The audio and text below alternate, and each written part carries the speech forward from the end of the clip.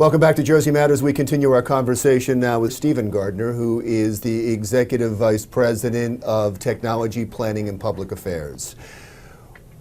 There has been some talk about selling, privatizing Penn Station, both in Newark and in New York. Do you see that as doable? How does Amtrak feel about that?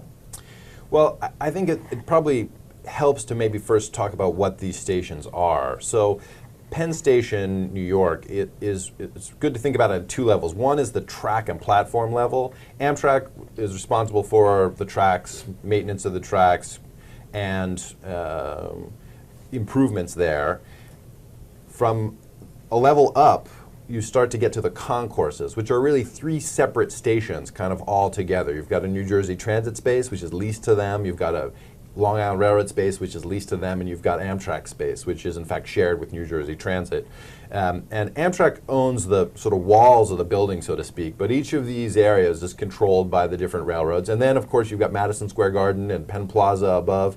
So it's a very complicated place with a lot of different... Does that create problems? Well, it makes for a challenge. And one of the things we've just started, we've commissioned a study with some experts both from the United States and from internationally who work on big train stations, big airports, about how we all work together in this environment where we have taken the station and essentially built kind of separate enclaves that now need to work together. Since Amtrak took over Penn Station in 1976, the passenger volume and the train volume have doubled.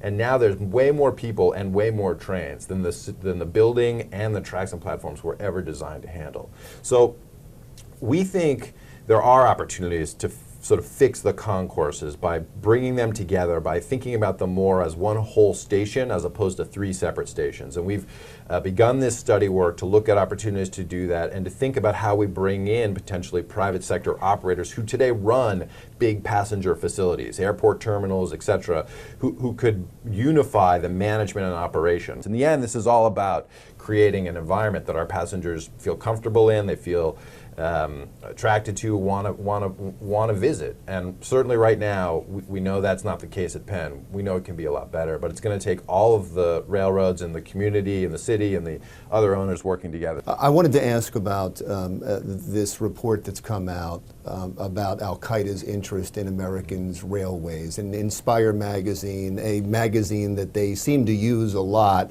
to say what their plans are, or at least to threaten their plans. They specifically talk about derailing trains in the United States. I'm certain you know about this. I'm certain it's a concern to you. What can you talk about to make passengers feel safer when it comes to this terroristic threat? See, we've got expanded patrols, a bigger presence in all of our major stations. We have a great partnership with both the other commuter railroads and local law enforcement up and down the corridor and in locations across the country where we can work together to essentially bring in folks to help us keep an eye on the railroad, make sure that things are operating safely, and we've got a good presence. We'll continue to sort of operate at a higher level of alert here as we go through this process. We don't have any specific threats against Amtrak or any of our infrastructure that we know about, but we are going to continue to be vigilant, and we always ask all of our passengers, of course, to keep an eye out as well. They are our best asset.